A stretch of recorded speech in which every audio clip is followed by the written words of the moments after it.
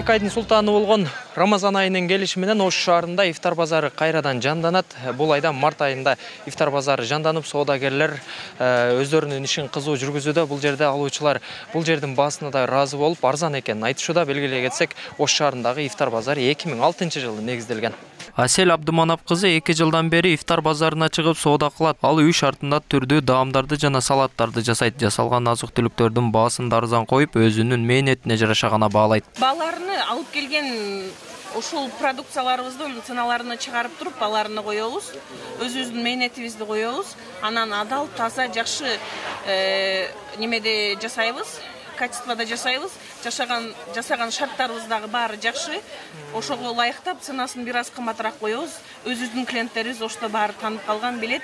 Ушул жерден келип алып кетишет көбүнчө. Бул жака быйыл чыктык. Ифтар базар деп кече жакында эле пайда болуп калган эмес, соодагерлердин алды 20 жылдан бери чыгып жатканын айтышат. Катарга тизилген сатуучулар түрдүү тамактарды жеринде жасап сатышат. Мындан улам азык-түлүктөрдүн баары ооз ачар алдында эле сатылып түгөнөт. Кайра эртеси жаңы тамактар даярдалат. Айрымдары жеринде тандырдан чыккан самса жана тоок эттерин ысык алып чыгышат.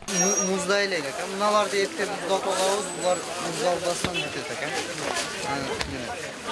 Меники түгөнөт, элдердики да түгөнөт. Эртеңги ашып чыкканды кайра сатышпайт. Чабапка жетиштүү кылышат, анан сатып түгөтүшөт. Жетпей калып кетип калышат дүкөн саты. Жетиге ооз ачарга келсек, столдор бүтүп калат. Өзгөчөлүк голүндө бедролор куйну.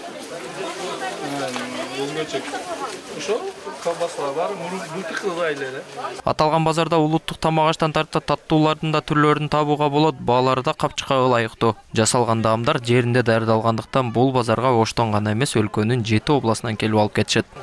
Басы аябай сонунда жакшы.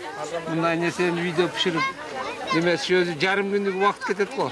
Сүт куюш деле немеге, өпкөгө чучук жасаш, картаны кылыш, өзүңөр билесиңер да кыргыз бизго. Эми мисалы үйдө чучукту жасай албайсың.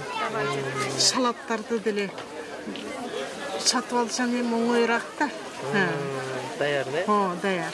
Бир жылда бир жолу иштеген бул базарга быйыл 24 жыл толду. Учурда ифтар базарда кардарлардын саны үзүлбөй келет. Күнүнө кеминде 1000ге жакын адам соода кылат. Ороз айы аяктаганга чейин күн сайын кечки саат 3төн баштап ооз ачарга чейин соода уланат. Толбой Бурканбеков, Адилбек Абдакимов, Ош ТВ.